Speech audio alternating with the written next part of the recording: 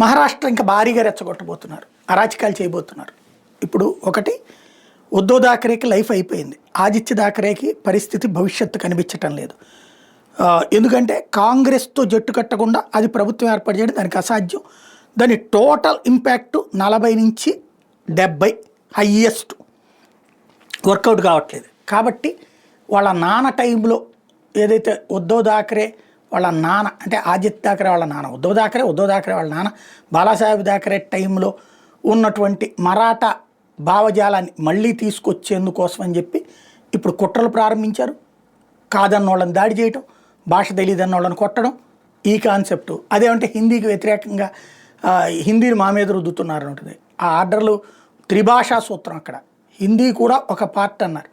దాన్ని వ్యతిరేకించి ఇప్పుడు కంప్లీట్గా దాన్ని అడ్డుపెట్టి అరాచకం చేయడానికి రెడీ అవుతున్నారు.